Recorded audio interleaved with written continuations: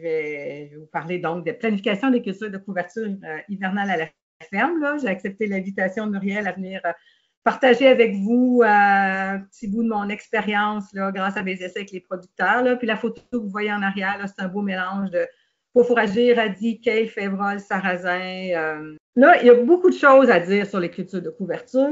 En 1 heure, évidemment, je ne peux pas faire le tour du sujet, mais mon objectif aujourd'hui, c'est vraiment de vous donner des outils pour être capable de réfléchir à la planification des cultures de couverture parce que c'est la base. Je vois passer des choses souvent ça a peut-être été un peu mal planifié, tout n'a pas été pensé, tout n'a pas été réfléchi, fait que c'est pas bien adapté. Fait que j'ose espérer qu'on va être capable de faire un peu le tour aujourd'hui d'une couple d'options, puis pour que vous ayez des outils en main pour mieux planifier vos cultures de couverture. En gros, ce qu'on va voir aujourd'hui, une brève introduction sur pourquoi semer des cultures de couverture, puis après ça, on va surtout s'attaquer à comment les intégrer dans la rotation. Quelle est la démarche à faire pour le choix des cultures de couverture? Quelques erreurs à éviter, des mises en garde. On va parler aussi un peu de mode de semis, de gestion des cultures de couverture à l'automne ou au printemps. On va regarder aussi, aborder l'aspect comment faire des évaluations de l'apport d'azote par la culture de couverture et quelques conclusions. Et il y a tous les aspects sels comme culture de couverture et intercalaire dans le soya, suivante, dont on ne parlera pas parce que j'ai eu à faire un choix, il y a trop de matériel, il y a trop de choses à dire là-dessus. Fait qu'on va surtout s'attarder à culture en dérobé et intercalaire dans le maïs. Fait que pourquoi semer des cultures de couverture? Il y a 1001 raisons pour semer des cultures de couverture. Quand on a commencé à en faire, on parlait de réduction de l'érosion, on parlait de récupération des éléments fertilisants, dont ceux appliqués par le fumier, etc. Mais ce qu'il ne faut pas oublier, puis ce qu'on découvre tranquillement, puis on en connaît à peine un tout petit bout de ça, c'est qu'au moins un quart de la biodiversité de la planète vit sous terre. C'est énorme quand on pense à ça. Donc, oui, il y a les vers de terre, mais il y a des bactéries, il y a des champignons, il y a des protozoaires, etc. Suivante. J'aurais pas dû mettre d'animation. Et on peut dire, vous avez sûrement déjà entendu qu'il y a jusqu'à 5 millions d'organismes vivants qui qu'on peut retrouver dans 1 gramme de sol. 1 gramme de sol, là, c'est rien là, dans une petite cuillère, là, c'est un petit bout sur la cuillère. Fait que c'est énorme. Mais où est-ce qu'ils sont, ces micro-organismes-là? Ils sont autour des racines. C'est vraiment là, ils sont dans la zone collée sur les racines qu'on appelle la rhizosphère. Parce que, vous le savez, la plante fait de la photosynthèse, capte du carbone. Il y a environ 30% de ce carbone-là qui est rejeté par les racines des plantes sous forme de sucre, d'enzymes, de protéines. Et ça, ça nourrit tous les organismes vivants du sol. Donc, il y a des échanges qui se passent vraiment collés sur les racines. Dès qu'on s'éloigne un petit peu des racines, il y a beaucoup moins d'activité biologique, beaucoup moins d'organismes vivants dans le sol. Donc, cette relation-là entre les plantes et les racines, entre les racines et les micro-organismes est vraiment importante et ça se passe collé sur les racines, d'où l'idée de mettre le plus possible de racines dans le sol. Puis, les cultures de couverture peuvent servir à ça. J'aime souvent mettre une petite vache là, juste pour parler de l'analogie qu'on peut faire entre la santé intestinale puis le microbiome d'une vache pour avoir une vache en santé puis qui produit, c'est un peu la même chose avec le sol et les organismes vivants. Puis dans ce cas-là, c'est autour des racines qu'on veut qu'il y ait une activité biologique importante. Puis, je vous ai mis l'exemple là de parmi les micro-organismes du sol, il y en a énormément, mais les mycorhizes, dont on commence à parler de plus en plus aussi. Vous avez de gauche à droite, c'est une racine de plante. Et les petits filaments que vous avez là, ce sont des filaments de champignons mycorhiziens qui, entre autres, parmi leurs rôles, servent à prélever du phosphore non disponible pour la plante, mais le rendre disponible pour la plante. Donc, les mycorhizes, c'est un peu comme une extension de la racine, puis ils servent également au prélèvement de l'eau. Ils ont d'autres rôles aussi, la structure du sol, par exemple, mais les mycorhizes sont vraiment... il y a tout un monde au niveau des mycorhizes qu'on commence à connaître et qui sont fortement reliés aux racines et aux cultures de couverture. Donc, comment les intégrer dans la rotation? On va voir quelques exemples de qu'est-ce qu'on peut faire pour intégrer, où on peut trouver une place aux cultures de couverture dans la rotation. Quelle est la démarche à faire pour le choix des cultures de couverture? Il y a toute une démarche en arrière de ça. l'exemple que je vous mets là, c'est qu'un producteur vous demande conseil pour semer une culture de couverture après la récolte de sa céréale. Qu'est-ce que vous lui répondez? Moi, je suis mentor pour les conseillers de club en niveau de santé des sols et des cultures de couverture. Puis souvent, j'ai des questions comme ça. Le conseiller m'appelle, le producteur il a demandé qu'est-ce qu'il peut semer. Ben, qu'est-ce que j'y réponds à partir de là? J'y réponds par une série de questions parce que ça dépend tellement de.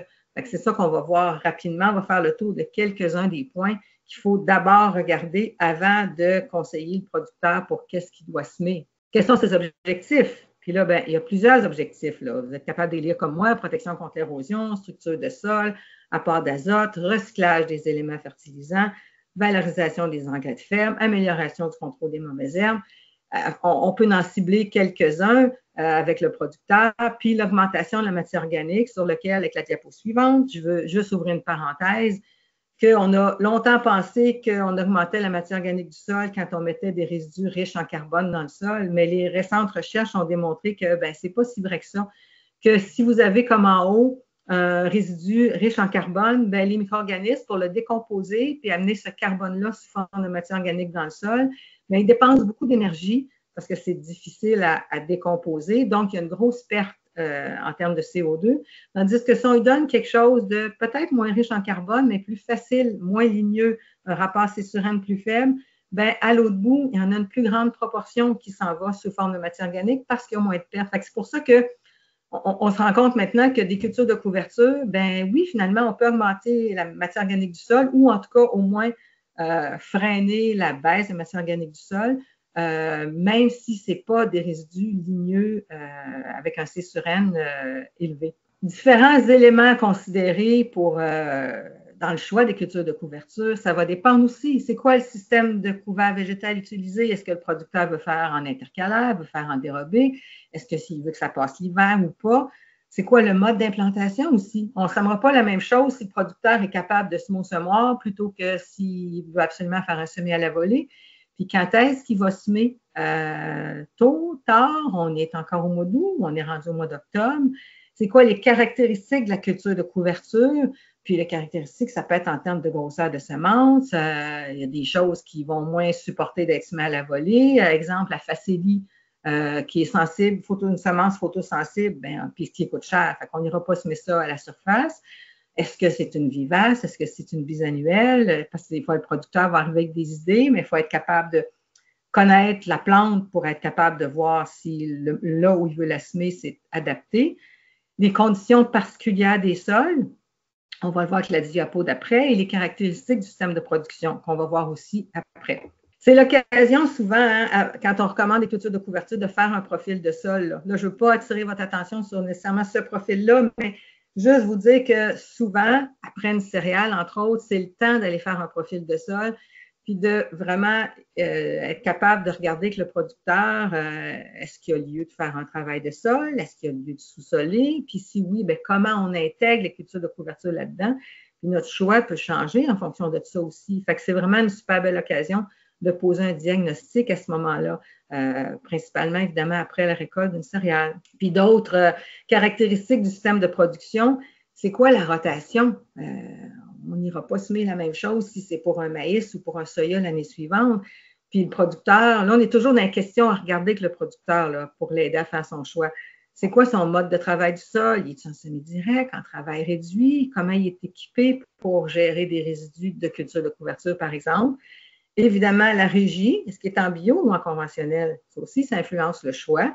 Est-ce qu'il y a des engrais de ferme à utiliser? Un radis ou n'importe quel crucifère, s'il n'y a pas d'azote dans le système, ça ne poussera pas. Fait que c'est génial avec un fumier, mais sinon, s'il n'y a rien d'autre, ce n'est pas le meilleur choix ou il faut penser à l'associer avec une légumineuse. Il y a un autre point qu'il ne faut pas négliger aussi, c'est la rémanence puis le choix des herbicides qui ont été faits durant la saison. Je donne des exemples ici. Quand vous semez quelque chose en dérobé, c'est quoi les impacts? C'est quoi les herbicides qui ont été appliqués plus tôt en saison? Parce qu'il peut y avoir un impact sur les cultures de couverture suivantes. Puis aussi, on commence à le voir, on commence à semer des choses dans le soya avant la défoliation, mais s'il y a un antigraminé qui a été mis le moindrement tard dans le soya, ça peut affecter nos graminées qu'on veut semer. Fait, il faut regarder ça, il faut poser ces questions-là aux producteurs. Puis si on veut semer des intercalaires, par exemple, dans le maïs, ben, il faut soit adapter nos herbicides aux cultures intercalaires qu'on va mis. Ça se peut que le producteur, son programme d'herbicides qu'il a mis, il va peut-être falloir le changer. Ou sinon, choisir des cultures de couverture pour tenir compte des herbicides appliqués. Puis, ben, ce qui arrive avec les herbicides, évidemment, la plupart des cultures de couverture ne sont pas sur l'étiquette, ou en tout cas, on peut y aller avec des familles semblables, mais ce n'est pas toujours facile à choisir. Mais il faut en tenir compte. Puis, si on travaille avec des mélanges, ou comme en intercalaire, justement, avec un mélange radis-régras trèfle-incarnat, bien là, ça complique d'autant plus le choix d'herbicide. Il n'y a pas grand-chose qui correspond là, à tout ça. Mais il faut poser les questions, puis il faut s'adapter à ça. Donc, on va faire le tour de quelques exemples d'implantation, soit en dérobé ou en intercalaire. Puis, au travers de tout ça, je vais vous parler justement des erreurs à éviter, puis des modes d'implantation, etc. Un trèfle rouge semé en même temps que la céréale. Bon, vous avez peut-être un peu d'expérience avec ça. Dans ce cas-là, le producteur avait semé son trèfle rouge carrément avec l'orge dans le même coffre. Ce que je veux vous montrer avec ça, c'est la photo de gauche, là, la structure du sol. Quand le trèfle rouge est bien implanté, c'est vraiment super intéressant, là.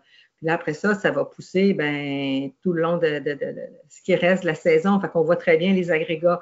Bon, on va revenir tantôt, par contre, à ce type d'implantation-là en termes d'erreurs à éviter. Ça m'amène juste à poser la question aussi, dérobé ou intercalaire dans les céréales? On peut se poser la question, c'est deux possibilités. Un producteur qui fait des céréales, est-ce qu'on attend de semer quelque chose en dérobé ou bien si on lui recommande des intercalaires dans les céréales? Fait que je vous ai dressé une petite liste ici de ce que j'ai pensé comme avantage ou désavantage dans un système comme dans l'autre. En dérobé, c'est sûr que ça peut permettre de chauler ou de niveler après la récolte. Si on a un intercalaire, c'est pas possible. Ça peut faire en sorte que, comme on va y aller souvent avec des annuels, ben, l'azote peut être rapidement disponible l'année suivante. Fait que ça peut être intéressant selon la culture qui suit, qui est souvent du maïs. Si on y va, exemple, en dérobé avec un pois radis fourragé, ben, c'est détruit par l'hiver, fait que la gestion au printemps prochaine est beaucoup plus facile. Puis, ben, on peut faire un semi-direct l'année suivante. Mais quand on parle de culture de couverture en dérobé après une céréale, idéalement, il faut s'assurer d'avoir un minimum de 4 semaines de croissance disponible pour que ça fasse quelque chose d'intéressant, un développement intéressant, même idéalement 6. Fait que, en comparaison, une intercalaire dans les céréales, là, tu peux nous mettre, Muriel, ça peut avoir, comme on l'a vu la photo d'avant, un système racinaire vraiment structurant parce que là, il va s'être développé tranquillement durant la saison, puis après ça, après la récolte de la céréale, il se développe beaucoup. Mais ça veut dire qu'il faut les laisser en place aussi le plus tard possible, justement pour leur donner la chance de se développer, parce que ce n'est pas tant durant la saison que ça se développe. On peut aussi, à ce moment-là, si jamais l'implantation n'est pas parfaite, uniforme dans le champ, faire un semi-direct de pois fourragé dans le trèfle pour augmenter l'apport en azote. La destruction mécanique peut être difficile au printemps. Ça, parce que ça peut demander, dépendamment, vous avez vu avec le beau système racinaire d'avant, ça peut demander plusieurs passages. Fait qu'est-ce que des fois, on peut se tirer dans le pied selon les conditions de printemps parce que si on travaille beaucoup le sol, on va l'assécher. Il y a ce désavantage-là possible aussi.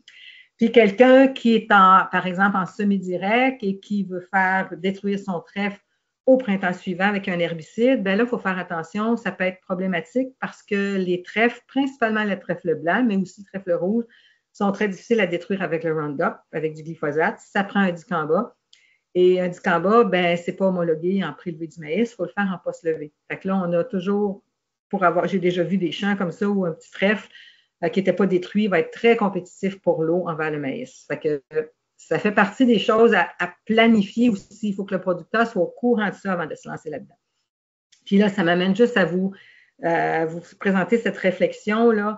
Est-ce qu'on fait du semi-direct avant de passer aux cultures de couverture ou on implante des cultures de couverture avant de passer au semi-direct? C'est le fameux principe de l'œuf ou la poule. Je vous dirais que moi, mes producteurs qui je travaille là, chez un club depuis presque 30 ans, on a beaucoup commencé là, dans les premières années, fin des années 80, avec du semi-direct. Puis après ça, les producteurs ont commencé à introduire des cultures de couverture en dérobé quand ils ont commencé à faire des céréales. Mais là, on se rend compte qu'on a peut-être pris ça à l'envers. On aurait probablement dû plus commencer par implanter des cultures de couverture Puis après ça, la transition vers le semi-direct aurait été plus facile. La marche aurait été moins haute à monter. Sans compter qu'il faut aussi penser à régler différents problèmes de drainage ou de pH avant d'adopter le semi-direct. Mais c'est ça. Quand je regarde ça avec du recul, là, on a fait ça à l'envers. D'autres scénarios possibles de semis en dérobé. Là, ce qu'on a regardé rapidement, c'était en dérobé après une céréale. Mais vas-y, Muriel, il y a d'autres possibilités aussi. Mes coups de cœur, entre autres. Là. Dans ce cas-là, ici, c'est un mélange pois-radis à 55 kg à l'hectare de pois fourragé. Avec un 3-4 kg de radis semé à plein blé d'automne. Moi, c'est sûr, je dis toujours, je suis dans le Far West du Québec, je suis dans la région de 3000 UTM. Fait qu'on a des belles options de semer des cultures de couverture en dérobé après la récolte du blé. Fait que des intercalaires dans les céréales, on n'en a pas beaucoup. Mes producteurs préfèrent beaucoup travailler avec en dérobé. Mais ça, c'était une super belle implantation, là, pois et radis. Mais la févrole, ça fait partie de mes coups de cœur maintenant. Là. Je pense qu'on commence à la connaître un peu plus. Là. C'est vraiment une légumineuse avec un système racinaire très structurant. Je ne sais pas si vous voyez, là, mais on voit les nodules là, sur les racines de févrole. Donc, ça peut avoir une fixation d'azote importante. Ah, merci Muriel. Ben moi, il faut bien des nodules. Quand on compare le système racinaire du pois versus la févrole, c'est vraiment une grosse différence. Là. Le pois, un système racinaire que je dirais anémique d'une certaine façon, super performant pour plein de raisons, là. Mais quand on regarde en termes de système racinaire, c'est très différent. Mais ils ont chacun de leurs aspects aussi très positifs. Le pois fourragé va beaucoup couvrir le sol, va aider d'une certaine façon à contrôler les mauvaises herbes et la repousse de blé rapidement.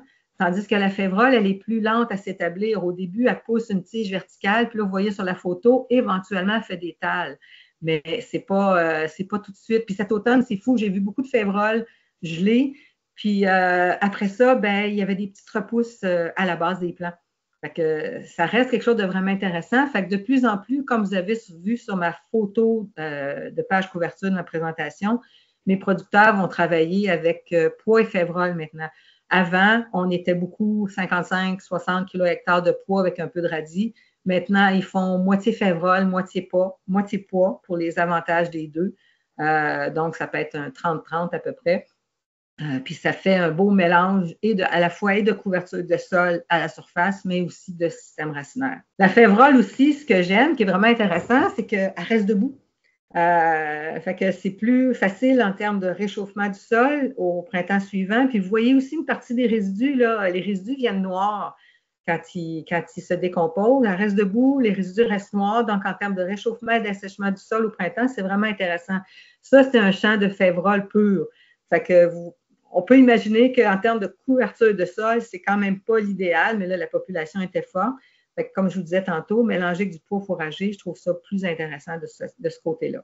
Puis, si on travaille avec la févrole, il faut faire attention au calibre de la févrole. Là, vous avez ici des exemples là, de différentes variétés. Je vous ai mis quelques données de pois 1000 grains.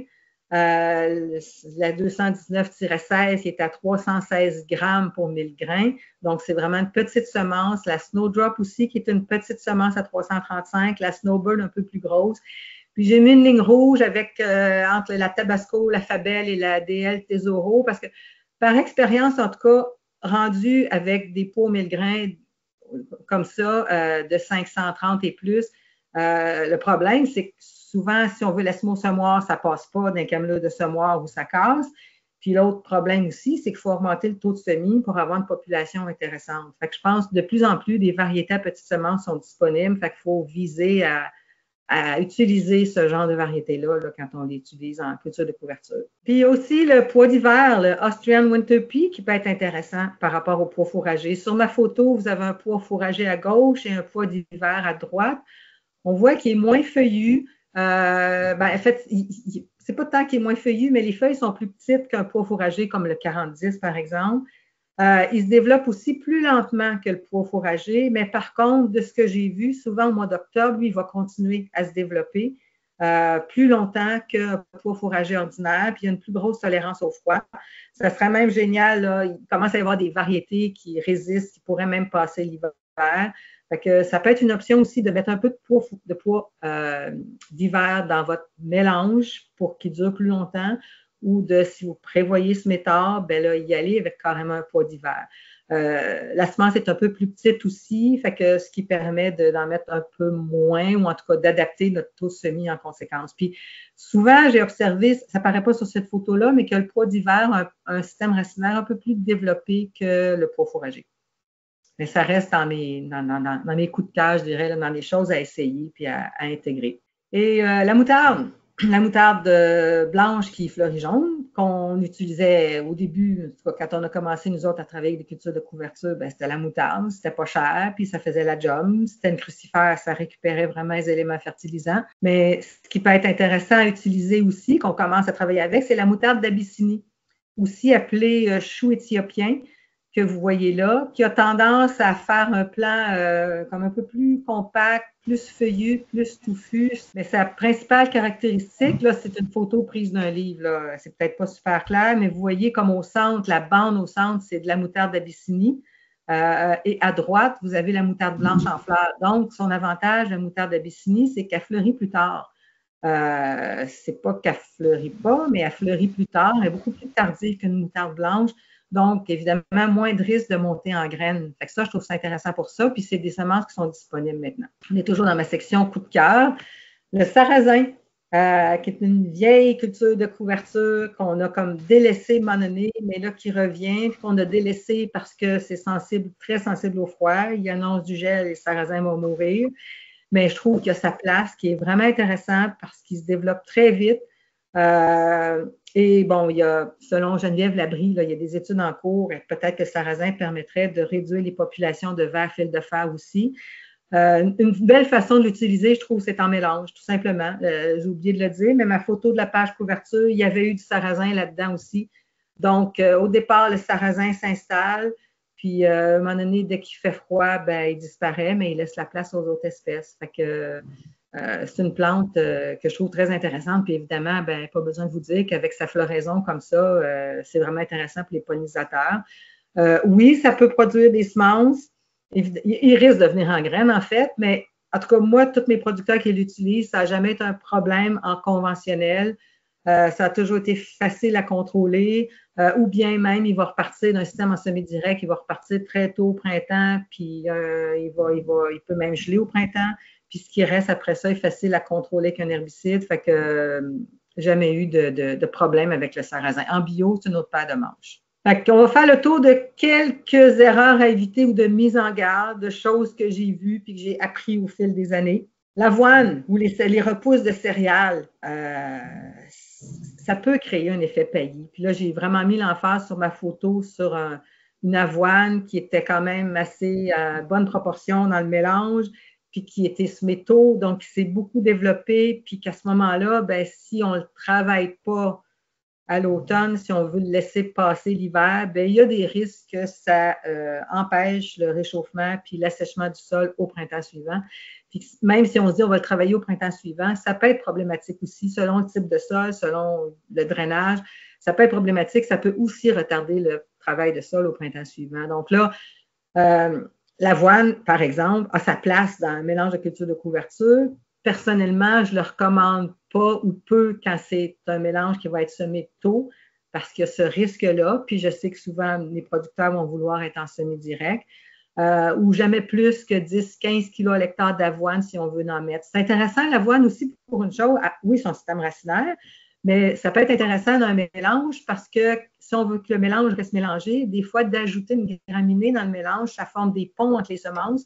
Je vous parlais tantôt, là, il y avait une photo de mon pois et radis. Bien, c'est une petite bille ronde avec une grosse bille ronde. C'est pas évident de semer ça tout ensemble et que ça reste mélangé. Ou bien on sème le pois d'un gros coffre puis le radis d'un coffre famille. Ou si on les mélange ensemble, bien, on est mieux de pas trop remplir puis de se remplir plus souvent. Mais si on rajoute une graminée dans le mélange, bien là, ça aide le mélange à rester mélangé. Même chose avec le sarrasin aussi, hein, j'ai oublié de le dire, mais la semence est un peu tout croche dans le cas du sarrasin, donc ça fait en sorte que c'est un mélange un peu plus hétérogène quand on rajoute du sarrasin, puis ça reste plus mélangé. Fait que l'avoine, les repousses de céréales aussi, il faut faire attention à l'effet paillis possible. Radis huileux, radis fourragé, j'en ai vu cette année, entre autres, énormément. Là. Moi, je conseille beaucoup plus aux producteurs le radis fourragé, qui est celui de droite, qui a une plus belle carotte, des carottes de radis, qui a un plus beau système racinaire, qui est fait plus pour ça, mais aussi, c'est qu'il est plus tardif que le radis huileux que vous voyez à gauche, qui, lui, est déjà venu en fleurs puis déjà venu en graines. Fait je recommande beaucoup plus le radis fourragé, mais deux, ce que je vois, j'ai vu l'année passée, puis beaucoup cette année, est-ce que c'est de la contamination de l'eau? Je ne sais pas, mais j'ai beaucoup vu de radis huileux mélangés dans des champs qui avaient été semés en radis fourragé. Donc, il va falloir, je ne sais pas comment on va pouvoir gérer un peu ce problème-là, mais ça fait en sorte que dans ce cas-là, il va y avoir de la production de semences là, de radis quand ça a été semé assez tôt. Le kale, je trouve ça, c'est quelque chose d'une plante vraiment intéressante. Vous voyez à gauche, la photo de gauche, c'est un plant de radis avec à sa droite un plant de kale. Vous voyez, au niveau du sol, le radis, on a beau dire c'est un radis décompacteur. Moi, je trouve que c'est un très bon, plutôt indicateur de compaction. Il rencontre une couche le moindrement dure, il sort de sol. Par contre, à droite, les mêmes deux plants, la photo de droite, quand j'ai enlevé le sol, on voit que le kale, lui, son système racinaire se divise, contrairement au radis. Fait que ça lui permet d'un peu plus, de moins ressortir du sol, moins popper. Par contre, le kale, en tout cas, moi, dans mon coin, il passe l'hiver la plupart du temps. Donc, il faut s'attendre à ça. Il faut être capable de le gérer. C'est pas toujours évident avec du glyphosate où ça prend des grosses doses, où il faut le mélanger avec autre chose. Ou sinon, ben, si on le sait puis qu'on prévoit un travail de sol, il ne faut juste pas le laisser trop se développer parce qu'il peut repartir tôt au printemps. Puis il peut être plus dur après ça, même avec un travail de sol à contrôler. Mais je trouve que ça reste quelque chose d'intéressant dans le mélange. Le trèfle rouge, ben, je reviens à ma même photo que tantôt, là, super structurant au niveau du sol, vraiment intéressant pour faire une belle couverture, mais la mise en garde que j'ai faite tantôt, n'oubliez pas, les trèfles rouges, trèfles blancs comme le UVA, ça prend un dicamba pour les contrôler. Fait qu'on peut penser même en conventionnel à les détruire idéalement à l'automne. Tard à l'automne, ça peut aller très tard. Hein, dans mon coin, du moment que les températures sont relativement élevées, ben, on peut même faire une application des belles journées, là, fin octobre, quelque chose comme ça. On a intérêt à le laisser pousser le plus tard possible, mais destruction herbicide au printemps suivant, c'est pas évident si on s'en va en maïs parce qu'il faut le faire en post-levée. Les repousses de blé d'automne, ça aussi, je trouve que c'est comme pas toujours facile à gérer là, en semi-direct, en tout cas. Vous voyez, ça, c'est une bande que le producteur a comme oublié d'arroser tôt au printemps. Puis même à ça, ça peut devenir problématique d'une certaine façon parce qu'on peut semer un beau mélange de cultures de couverture annuelle qui va mourir pendant l'hiver, mais malgré tout, on va avoir quelque chose qui passe l'hiver à cause de la repousse de blé d'automne. Est-ce qu'il faudrait penser à la laisser repousser un peu à l'automne si on a le temps, la détruire, puis après ça, semer notre mélange, ou à moins que notre mélange soit vraiment assez agressif pour empêcher la repousse de blé d'automne. Puis c'est sûr qu'à la source, il faut voir comment aussi réduire les pertes au battage, mais avec une céréale d'automne, c'est quelque chose qu'il faut réfléchir et prévoir, puis prévoir le coût aussi, parce qu'une repousse de blé d'automne qui part de bonne heure au printemps aussi, ça va pomper de l'eau quand même, là. Fait que ça peut être, dans ce cas-là, dans ce champ-là, on voyait là, très bien que le petit maïs qui était dans les grosses touffes de blé d'automne, là, il y avait plus de misère qu'ailleurs. Là. La veste velue, on n'a pas beaucoup parlé, là. C'est une biannuelle, très beau système racinaire, légumineuse. Par contre, ce qu'il faut faire attention, c'est que c'est dans la même catégorie que les trèfles. Ça prend un dicamba pour la détruire.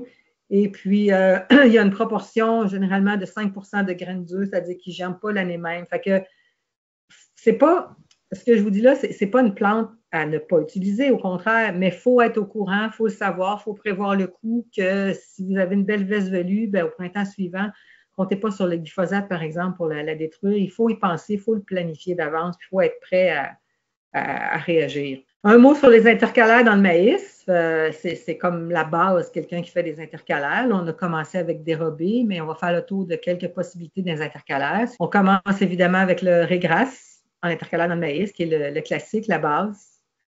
Vous voyez ici une photo d'une super belle implantation de régras d'un champ semi-direct ou après la batteuse. Puis j'avais pris des échantillons de biomasse. Là, on avait un peu plus que 2 tonnes de matière sèche à l'hectare. Ce régras-là a récupéré 67 kHz d'azote puis 128 kHz de potassium. Puis il ne faut pas penser que le régras va avoir compétitionné le maïs pour l'azote. Le maïs, c'est un bien mauvais utilisateur d'azote. Il utilise peut-être 45, maximum 50 de l'azote qu'on y applique. Ce que le régras a utilisé, lui, c'est ce qui aurait été perdu, c'est ce qui aurait été laissé par le maïs. Parce que de toute façon, le régras, ce qu'on veut, c'est qu'il fasse 2, 3 feuilles avec le maïs couvre ses rangs. Après ça, il reste un peu tranquille en dessous du couvert du maïs. Puis c'est plus tard dans la saison qu'il va vraiment bien se développer, quand les feuilles du maïs vont commencer à baisser. Fait qu'il ne faut pas le voir comme un compétiteur, au contraire, là. Puis, ben, quand on voit ma photo de gauche, ben, les producteurs aiment beaucoup aussi quand il y a une implantation de régras comme ça, ben, la batteuse est plus propre à l'automne, évidemment. On circule plus sur du verre que sur du sol. Ce qu'il faut savoir au niveau des régras, c'est qu'il y a différents types. Puis là, je ne suis pas dans le régras vivace, là. Mais même dans le régras qu'on utilise pour les intercalaires, il y a de l'alternatif qui peut être considéré comme une annuelle, qui fleurit l'année du semis. Il y a un non-alternatif qui normalement fleurit la deuxième année, qui peut être considéré comme un biannuel. Oh, attendez, il faut que je branche mon ordi. Il manquerait juste ça. Mais les deux, j'ai déjà vu du non-alternatif fleurir en intercalaire dans le maïs la première année parce que faut se dire que le régras, c'est une plante fourragère, puis que quand on la met en intercalaire dans le maïs, ben, c'est pas dans son monde normal, donc ça se peut qu'il fleurisse quand même. Donc, c'est pas nécessairement garanti. Si vous achetez un régras ordinaire, bien là, vous allez avoir un mélange des deux. On ne sait pas quoi. Vous avez un mélange d'alternatifs et de non-alternatifs. Puis les deux types peuvent aussi passer l'hiver. Ce n'est pas parce qu'on a un alternatif qui est supposé se comporter comme un annuel, dépendamment des conditions d'hiver, de la température ou de la neige. Les deux types de régras peuvent passer l'hiver. Puis là, ben, juste un mot survient à celle d'avant. Non, c'est celle-là? OK, c'est bon. Suivant. Juste un mot rapide, là, parce que des fois, on me demande c'est quoi le taux de semis du régras, là, mais ça peut dépendre parce que vous voyez que selon les variétés, il y a 4 variétés ici qui ont été testées. Ça, c'est Agriculture Canada qui avait fait ça. Vous avez le nombre de grains par 0,25 mètres carrés pour un même taux de semis, semé à 15 kg à l'hectare, 4 variétés de régras. On voit que le nombre de graines en 0,25 mètres carrés varie de 89 à 218. Fait que le calibre des semences, c'est vraiment pas le même. Fait qu'idéalement, il faut avoir l'information. Moi, les producteurs qui sèment du régras maintenant, ben, ils connaissent, ils savent avec quelle variété ils travaillent, fait qu'ils sèment tel taux de semis. Mais ça peut varier de 15 à 25 kg à l'hectare si on veut avoir une population intéressante. Ça dépend de la variété. Puis en termes d'herbicides, ben, il y a quand même plusieurs possibilités avec le régras. Là. Je vous en ai mis quelques-unes là. Si on ne veut pas juste travailler avec du Roundup, par exemple, bien, il y a différents herbicides qui sont compatibles avec le régras, dont Armazone, Banvel, Converge, en garde, Intégrité, petite dose ou le Destra. Puis il y en a possiblement d'autres aussi. En termes de mode de semis, bien, idéalement, ça prend au moins une incorporation minimale, comme ici, vous voyez, avec une houe rotative. Ça peut être avec un peigne. Ce n'est pas nécessairement l'idéal, mais au moins, ça ne laissera pas la semence à la surface. Dans des systèmes en semi-direct, là, ça peut plus fonctionner quand c'est à la surface parce qu'il y a des résidus, avec une pluie, les graines vont en dessous, le sol est un peu rugueux, un peu raboteux, mais sinon, il faut viser une incorporation. Ça m'amène juste à vous parler aussi des précipitations, de la pluie, parce que des fois, producteur va semer puis va se dire hey, il annonce de la pluie demain ou après-demain, go. Bien, son implantation ne fonctionne pas nécessairement bien parce que s'il n'y a plus, ça va commencer à germer, mais qu'après ça, pendant 10 jours, il ne pleut pas, bien, ça se peut qu'à ce moment-là, le petit germe va dessécher. Fait que c'est plus d'avoir des précipitations régulières jusqu'à l'implantation du régras idéalement que de viser nécessairement une pluie le lendemain ou le surlendemain. Fait que pour se mettre plus à l'abri des précipitations puis assurer d'avoir les meilleurs résultats, bien, idéalement, c'est de déposer les semences d'un sillon Là, on est beaucoup moins dépendant des précipitations. La semence est déjà en contact avec l'humidité. C'est sûr que c'est un meilleur, plus de garantie de succès. Dans ce cas-là, vous avez carrément un semoir à céréales qui a été adapté pour être capable de semer dans des sillons intercalaires dans le maïs. Mais c'est pas large. C'est pas large un semoir à céréales comme ça. Puis ben, quand on tourne souvent au bout du champ, on peut faire des dégâts. Là, le maïs était petit, mais on l'a semé dans le maïs plus haut. Fait qu'ici, ben, il y a un producteur qui, lui, s'est carrément pris une barre porte-outils d'un sarcleur. Il s'est acheté des unités usagées de semoir à céréales avec une trémie. Puis comme ça, il peut semer là, beaucoup plus large, 2 rangs intercalaires par entre rangs de maïs. Fait que ça peut donner des super bons résultats. Fait que l'idée, c'est de, un, être moins dépendant des précipitations. Puis deux aussi, c'est qu'à ce moment-là, quand on sème dans des sillons, on est capable d'aller semer des espèces qu'on ne sèmerait pas autrement. Quand on sème à voler avec un coup de picoteuse ou de peigne, le régras, c'est correct, mais il n'y a pas grand-chose d'autre qui vaut la peine, à mon avis, d'être semé parce que les semences sont plus chères et c'est plus capricieux. Fait que quand on a un système comme ça, ben là, on est vraiment plus, c'est vraiment plus optimal là, puis adapté là, pour d'autres espèces de semences. Puis ça permet aussi de réduire le coût des semences, le taux des semis. Bon, ici, vous avez justement un mélange radis régras trèfle incarnat semé dans des sillons intercalaires dans le maïs. Là, il y avait 3 rangs d'intercalaires par entre-rang de maïs. Mais par exemple, dans le semoir d'avant, où il y avait 2 rangs d'intercalaires, on sème à peu près sur 50 de la superficie du champ. Donc, on n'a pas besoin d'acheter autant de semences que si on se met à la volée. Le taux de semis sur le rang est le même, mais la quantité de semences achetées à l'hectare est de 50 moins. Fait que ça aussi, ça permet d'aller avec des espèces plus dispendieuses quand on sème vraiment dans des sillons puis qu'on localise nos semences. Du pot fourragé, semer dans des sillons, là, ça peut faire une super belle job, mais semer à la volée, c'est vraiment pas recommandé. Mais on voit dans ce temps-là que ça a quand même vraiment bien couvert le rang. Par contre, rendu quelque part à la fin août, le pois, il n'y en avait plus. Il était desséché, il avait fleuri, il était venu en graines, on ne l'a jamais revu, mais il avait fini sa job. Fait que peut-être que ça pourrait être intéressant de le mélanger avec autre chose qui continue plus tard, mais il a quand même été bénéfique au niveau de l'activité biologique du sol aussi. Moi, j'ai un producteur qui s'est aussi modifié un semoir à céréales usagé, il a enlevé des unités, il a tassé les autres, puis lui, ce qu'il sème en intercalaire dans son maïs, c'est sa 3e année qu'il fait ça, c'est sarrasin radis. Fait qu'en début de saison, le sarrasin, il est là, il décolle. C'est drôle, ça fait drôle de voir du sarrasin intercalaire dans le maïs. Il va s'étioler, il va chercher sa lumière, il va fleurir, il va venir en graines, puis il va mourir. Puis après ça, ben, ça laisse la place au maïs, au radis, pardon. Fait que vous voyez, là, après le battage du maïs, là, c'est vraiment beau de voir tout son radis comme ça dans son champ. C'est une autre option. Ça fait 3 ans qu'il fait ça avec des très beaux résultats. Mais semer dans des sillons, 2 rangs intercalaires par entre-rang de maïs. Le trèfle incarnat, c'est un trèfle, c'est comme un biannuel qui n'aime pas la compétition. Fait que je trouve qu'il n'a pas sa place dans les mélanges, mais tout seul. Ça aussi avait été semé dans des sillons en intercalaire dans le maïs. Je l'ai trouvé vraiment intéressant. Puis ça, c'est un trèfle qui résiste quand même assez bien au froid. Fait qu'il va se développer longtemps jusqu'à la fin de la saison. Ça m'amène juste à vous dire, par contre, ce qui n'est pas évident avec les cultures de couverture, c'est que des fois, il y a une année, quelque chose qui va marcher, puis l'année d'après, on le réessaye, puis ça marche moins bien. Puis il y a toute une question de variété aussi. Et on ne connaît pas les variétés. L'exemple de la veste velue, j'ai une année un producteur qui en avait semé après son blé. Ça avait été de toute beauté, ça avait passé l'hiver. Bon, là, c'est là qu'on avait appris que ça ne tombait pas au Roundup, là, ça fait longtemps de ça. Mais ça avait été vraiment intéressant pour ses rendements en maïs. Fait qu'il y en avait remis plein l'automne d'après. Il n'y a rien qui a passé l'hiver. Oui, il y a des conditions d'hiver qui peuvent jouer, mais il y a la variété aussi. Il avait acheté une veste velue, mais quelle variété? On ne le sait pas. Fait que ça, il y a encore beaucoup de travail à faire là-dessus.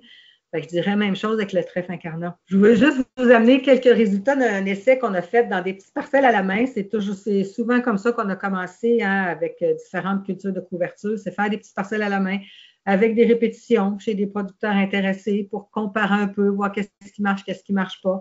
Fait que ça, c'était des intercalaires dans le maïs. Vous voyez la liste à gauche de tout ce qu'on a semé.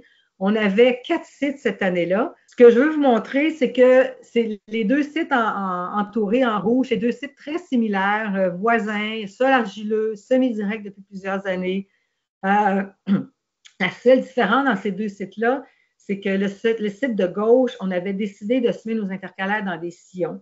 On avait carrément pris des petites bêches pour faire deux rangs intercalaires par entre-rang de maïs. À droite, ça avait été semé à la volée avec un petit coup de râteau pour incorporer les semences, mais ce n'est pas évident en étant semé direct. À droite, semis à la volée, on voit les rendements de maïs, puis on avait une parcelle témoin en bas complètement, pas d'intercalaire. Vous voyez que l'analyse statistique de ça, c'était toutes des petits A. Donc, il n'y a pas de différence significative dans le rendement maïs selon les différentes intercalaires qu'on a semées. À gauche, semé dans des billons, là, je ne vous ai pas apporté des photos de ça, mais premièrement, on avait des beaucoup plus belles implantations d'intercalaires. Puis, on voit qu'il y a deux espèces qui nous ont donné des rendements significativement plus élevés en maïs avec intercalaire qu'avec le témoin. La veste Kaaba et le trèfle incarnat. On ne s'attendait pas à ça parce que moi, dans mon livre à moi, on met des intercalaires dans le maïs ou des cultures de couverture. C'est pour améliorer le sol à moyen ou long terme. Mais d'avoir un impact positif sur le rendement maïs l'année même, avec des répétitions, vraiment c'est des parcelles de recherche, monsieur des producteurs, ça a été une belle surprise avec deux espèces. Qu'est-ce qui s'est passé exactement? Je ne sais pas. C'est sûr qu'on est dans deux légumineuses. La veste Kaaba, c'est une veste annuelle. On n'avait pas de la velue, mais peut-être que ça aurait été la même chose avec la velue. Mais ça nous a démontré quand même qu'avec une belle implantation d'intercalaire, on peut avoir des impacts positifs sur notre maïs, tandis que semis à la volée, c'était beaucoup moins beau comme implantation, puis pas d'impact sur le rendement maïs. Ça m'amène à vous présenter une diapo de Marie-Noël Sivierge, là, une de ses conférences qui parle beaucoup de ce spécialiste des racines, Marie-Noël, que les racines, c'est un travail d'équipe, là. Fait que dans son schéma ici, dans les cultures intercalaires, elle a du maïs et de la févrole. Puis ce que cette étude-là a démontré, c'est qu'il y a une synergie entre les deux. Il y a l'augmentation des rendements du maïs et de la févrole quand elles sont mises en intercalaire comme ça, parce que les racines du maïs libèrent un exsudat qui stimule la nodulation de la févrole et les racines de la févrole libèrent des acides organiques qui mobilisent le P insoluble. Fait qu'il y a une belle synergie entre les deux. Est-ce que c'est ça qui s'est passé dans notre précédent, dans notre projet d'avant? Possible. Malheureusement, ce projet-là que je vous ai présenté avant, c'est un projet de 3 ans. Les 2 premières années, on se met tous nos sites à la volée. C'est la dernière année qu'on s'est dit, hey, on va essayer d'en semer un dans des sillons. C'est là qu'on a eu ces résultats-là, mais je n'ai pas d'autres années des répétitions. Mais je trouve que ça correspondait beaucoup avec ce que Marie-Noël nous présentait. Puis on a déjà essayé une année aussi de la févrole en intercalaire dans le maïs. Il faut qu'elle soit dans des sillons. Puis, elle est drôle, elle va s'étioler, elle va finir par se coucher puis ramper au sol, mais elle se développe. En termes d'intercalaire, là, les causes possibles d'un échec, parce qu'on en voit des fois des intercalaires sont vraiment pas belles. Le semis s'est fait trop tard, le maïs était trop haut. Je vous disais que idéalement, si on parle du régras, entre autres, il faut qu'il ait fait 2 ou 3 feuilles avant que le maïs couvre ses rangs. Par contre, dans le projet qu'on a fait avec le semoir Great Plains modifié, je vous dirais qu'on en a semé des sites à un moment donné où c'était vraiment très haut. On ne pensait même pas que le semoir passerait sans faire de dommages au maïs. Et ça a marché, probablement parce qu'on était dans des sillons, puis on a eu des bonnes conditions. Fait que ça a décollé vite aussi. Fait qu'il y a un peu de tout ça. Ça dépend aussi donc du mode de semis et des conditions. Donc, un mauvais timing de précipitation peut aussi être la cause d'un échec. Ça aussi, je vous le disais tantôt, c'est pas tant d'avoir de la pluie après le semis, mais qu'idéalement, d'avoir un peu de précipitation de façon régulière après. Mais si on sème dans des sillons, on est beaucoup moins dépendant des précipitations. Dans le maïs trop feuillu aussi, dans du maïs en silage, avec des hybrides vraiment à une seule fin d'ensilage, des fois, là, il n'y a pas assez de lumière pour l'intercalaire. Ça peut être une cause aussi. Je l'ai vu dans des champs aussi où le rendement de maïs était trop élevé. Bon, on peut dire que c'est peut-être un heureux problème, là, mais il y avait tellement de rendement de maïs que ça ne laissait pas de place pour l'intercalaire. On peut se poser la question aussi, savoir si l'orientation des rangs est en cause. Moi, j'ai un producteur, entre autres, maintenant, qui va choisir ses champs en fonction de ça. Des fois, il va juste semer son intercalaire sur le cintre au bout, qui, lui, est orienté, une orientation nord-sud, c'est préférable. Puis, il n'en mettra pas dans le champ parce qu'il sait que dans ces cas-là, ça ne marchera pas. La variété de régras, quand on parle du régras, peut être en cause aussi, mais je vous dirais qu'on commence de plus en plus à les connaître. Les représentants connaissent les régras qui fonctionnent bien en intercalaire dans le maïs. Puis évidemment, le mode de semis, je l'ai mis en dernier, mais selon moi, c'est vraiment c'est le facteur le plus important là, qui qui peut expliquer un échec dans le cas d'une intercalaire. Fait qu'on va faire le tour là, rapidement. Les modes de semis, je vous les ai classés par référence, évidemment, un semoir à céréales. Là, que ce soit, on vient de parler de semis d'intercalaire, mais même pour en dérober, moi, je privilégie toujours le semis au semoir. Sinon, un semis à voler, mais suivi d'un travail du sol ou que ça peut se faire en même temps aussi, la trémie installée sur l'outil de travail de sol. Ça peut se faire aussi, j'ai des producteurs qui ont déjà fait semer à la volée avec du lisier de bovin. J'ai déjà des producteurs qui ont semé du radis comme ça, mis dans l'épandeur à lisier, ils remplissent en même temps. Ça ne se fait pas, semble-t-il, avec les trèfles. Je n'ai jamais essayé, mais j'avais lu que les trèfles, la germination pouvait être inhibée si c'était mélangé avec du lisier. Avec du lisier de porc, ben, ça ne marche pas parce que c'est trop liquide, fait que les semences ne restent pas mélangées au lisier. Puis en dernier recours, c'est voler sans incorporation. Puis c'est sûr que tout ça, le mode de semis dépend des espèces semées et de la date de semis. Je dirais que plus vous semez tard, plus il faut privilégier un semis au semoir ou à tout le moins un semis incorporé. Puis selon les espèces aussi, je n'aimerais pas de la févrole non plus sans incorporation ou à la volée. Ça a quand même, c'est une semence la plus grosse que d'autres, donc ça a besoin d'être placé dans le sol. Ici, je vous montre un exemple. Là. Moi, j'ai de plus en plus de producteurs dans mon Far West du Québec qui vont semer de l'avoine après le soya en semi-direct. Fait qu'on voit que ça peut faire quand même, on sème jusqu'à, je vous dirais, là, fin octobre, là, mi-octobre, disons, 10-15 octobre, là, on a déjà eu des belles implantations. Puis c'est fou, là, mais ça a de la racine, là. Moi, j'ai l'impression des fois qu'en fin de saison, comme ça, les plantes vont focusser aussi beaucoup sur le système racinaire. Fait que vous voyez au bout de la pointe de mon couteau, là j'ai comme tiré là-dessus avec ma pelle, là, j'en ai perdu des racines, là, mais ma petite avoine qui avait peut-être 4 pouces et demi, 5 pouces de haut, a quand même autant de racines là, en termes de profondeur. Fait que ça reste une option intéressante. Puis, tu sais, on met ça pour les racines. Fait que c'était quelque chose, ça reste quelque chose d'intéressant. Dans ce cas-là ici, c'est un producteur qui avait semé aussi de l'avoine à présence soya.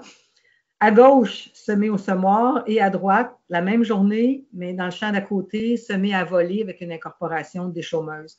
Il trouvait que c'était long à semer au semoir, fait qu'il a décidé d'en faire une partie là, à des chômeuses, puis on voit très bien l'impact principalement en termes de développement du système racinaire. Fait que, comme je vous disais, plus c'est semé tard, entre autres, bien, plus il faut penser à semer au semoir pour donner une chance vraiment que ça décolle plus vite puis que ça va pousser plus longtemps. Avec ma petite avoine que je vous ai montré tantôt après le soya, là, il y a cette étude-là qui avait été faite là, dans la région de Saint-Hyacinthe en 2011-2012. Je trouvais ça vraiment intéressant de voir qu'ils ont semé donc différentes plantes de couverture après la récolte du soya.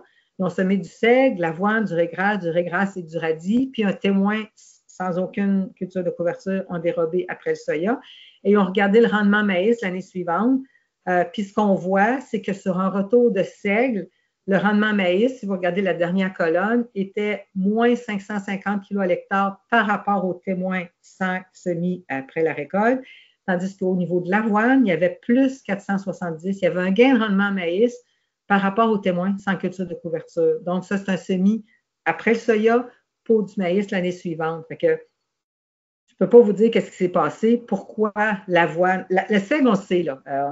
On ne rentrera pas dans ces détails-là aujourd'hui, mais on le sait que le seigle peut être problématique, peut causer des baisses de rendement de 10 à 15 en maïs l'année suivante.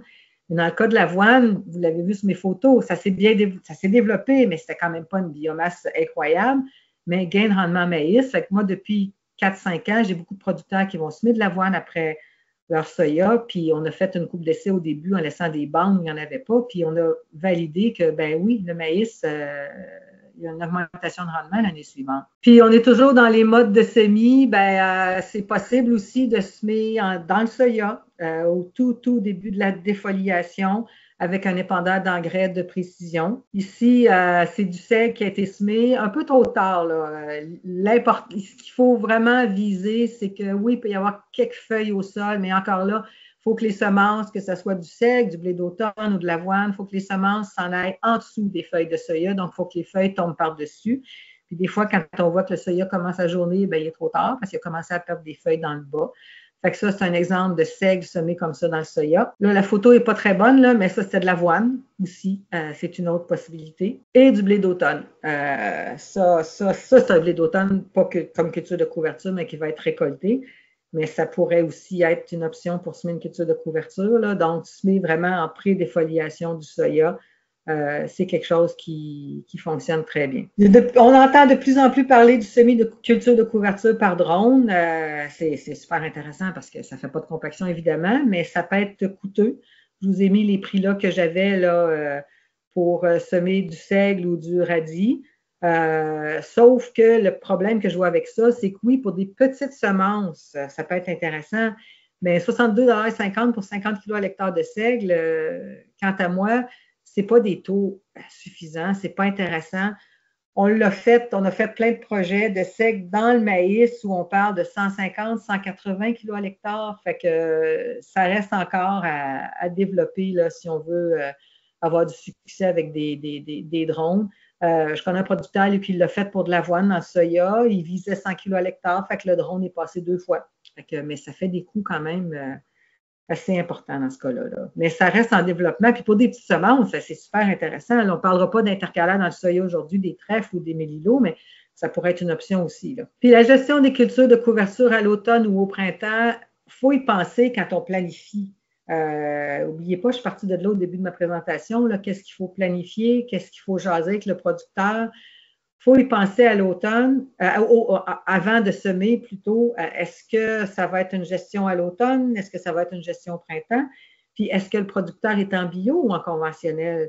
Puis s'il est en conventionnel, est-ce qu'il veut faire un semis direct ou il veut travailler le sol au printemps suivant? C'est quoi les outils disponibles? Fait que, ça va être quoi la biomasse des cultures de couverture qui prévoit implanter? C'est quoi les espèces? Est-ce qu'on y va avec des vivaces? Puis là, il faut faire attention en termes de travail de sol au printemps. On ne veut pas trop travailler puis assécher le sol. C'est quoi les équipements disponibles? Puis est-ce que si jamais il veut faucher à l'automne pour une raison X, la biomasse est devenue trop importante, son plan a changé, est-ce qu'il y a des équipements prévus pour ça? Il faut le prévoir. Fait que, il faut le planifier avant le semis, tout ça. Il faut regarder toutes ces possibilités-là avec le producteur pour faire le choix. Puis, on va terminer, je pense, avec ça, là, un mot sur l'évaluation de l'apport d'azote pour la culture suivante. Il y a plein d'options quand on va avec des légumineuses pour être capable d'évaluer combien d'azote ça va apporter pour notre culture suivante. Il y a des estimations théoriques, il y a des tableaux qui existent en fonction des différentes espèces, en fonction de la biomasse. On peut aussi décider d'aller au champ, faire une évaluation de biomasse et de mesurer la teneur en azote. Vous prenez des petits quadras de 1 mètre par 1 mètre ou peu importe, puis vous récoltez, vous pesez tout ça, vous séchez pour savoir la teneur en eau, vous envoyez un échantillon au laboratoire pour savoir combien ça contient d'azote. Vous avez 4 tonnes de matière sèche, 4 d'azote, on fait le calcul, puis on sait on estime que 50 de cet azote-là qui va être disponible pour la culture l'année suivante. Ça peut se faire comme ça. Puis je l'ai fait longtemps, pendant plusieurs années. Mais ce que je trouve qui parle le plus, c'est peut-être pas ce qu'il y a de plus simple à faire, c'est carrément de faire des essais de fertilisation au champ l'année suivante parce qu'on s'est rendu compte qu'il y a vraiment aussi un impact important de l'état de santé du sol sur combien d'azote notre maïs, par exemple, là, parce qu'on parle du maïs souvent, ça va être quoi la valeur de la culture de couverture en azote pour le maïs l'année suivante? Mais l'idéal, c'est de mesurer la réponse du maïs à différentes doses d'azote parce que ça dépend tellement de l'état de santé du sol. J'ai vu des cas où des belles cultures de couverture, mais c'était pas la réponse, c'était vraiment pas si importante que ça parce qu'il y avait encore du travail à faire au niveau de structure, activité biologique du sol.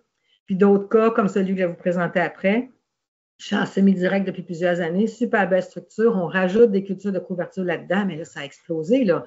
Ça a commencé autour des années 2008-2009 dans le club où je vous disais que les producteurs travaillaient beaucoup avec de la moutarde.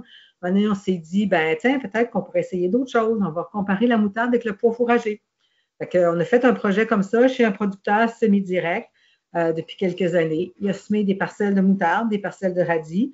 Puis, en collaboration avec Gilles Tremblay du Sérum, on a fait des petites parcelles à la main de différentes doses d'azote dans le maïs, sur retour moutarde, sur retour de pois fourragé. Et Gilles nous a calculé les doses économiques en azote, les DEO, en fonction du prix du maïs. Fait que sur le retour de pois fourragé, la première ligne, on voit que peu importe le prix du maïs, de 175 à 300, la dose économique en azote en poste levé, il y avait eu 40 unités d'azote au semis, puis il y avait eu 40 unités d'azote aussi sous forme de fumier.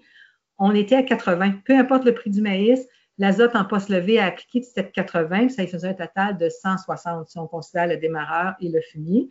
Il y avait un rendement moyen en maïs pour toutes les doses d'azote confondues là, de 13 706. Par contre, sur le retour de moutarde, la dose économique en azote variait en fonction du maïs. Ça allait de 164 à 207. Donc, si on regarde à 175 pièces le prix du maïs, bien, on avait déjà un 80 kilo-hectares d'azote de différence, puis ça augmentait en fonction du prix du maïs. Puis le rendement maïs était de 12 601 kg à l'hectare, toute dose d'azote confondue, donc 1,1 tonne de moins de rendement maïs. Même avec la grosse dose d'azote en maïs, la grosse dose d'azote, on n'avait jamais autant de rendement maïs sur le retour de moutarde qu'avec 80 sur le retour de pois. Puis on a répété ces essais-là en 2016, 2017, 3 clubs, donc 3 sites, 2 automnes, plusieurs mélanges de cultures de couverture légumineuses annuelles. Ce que je vous présente là ici, c'est le graphique des résultats où en jaune, vous avez les rendements maïs des parcelles témoins sans culture de couverture. Dans ce cas-là, on n'avait pas juste, comme mon projet d'avant, pois versus moutarde, mais là, on avait aussi différentes cultures de couverture, dont le pois fourragé versus des parcelles témoins. Fait qu'on voit que les données en jaune, les doses d'azote en bas, en X, variaient de 40 à 240 kHz d'azote.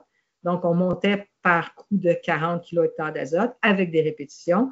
Et vous avez en l'axe des Y les rendements maïs. Fait qu'on voit avec les points en jaune que, évidemment, plus on apporte d'azote, plus notre rendement maïs a augmenté. Il y avait vraiment une forte réponse du maïs à l'azote dans les parcelles où il n'y avait pas de culture de couverture, retour de blé, mais pas de culture de couverture, jusqu'à 240 kHz d'azote, où on avait un peu plus que 12 tonnes de rendement maïs.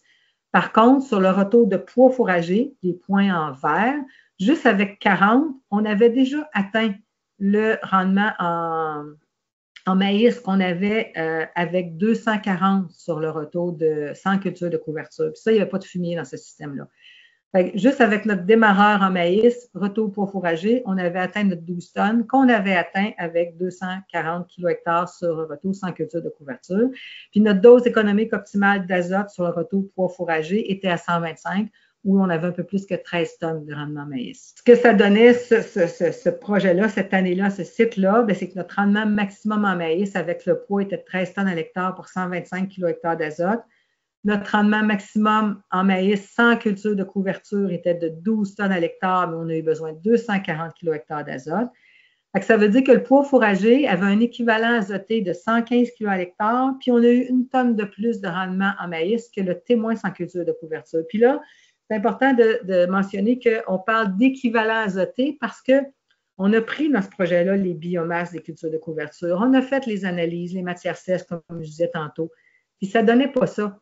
C'était beaucoup moins élevé que ça si on se fiait juste à la teneur en azote. Fait que oui, vous allez me dire qu'il y a les racines qui sont impliquées là-dedans aussi, mais ce qu'on pense, c'est vraiment plus que là, on est arrivé, on a fait cet essai-là d'un système, d'un champ qui avait une très belle structure, qui était en très bel état.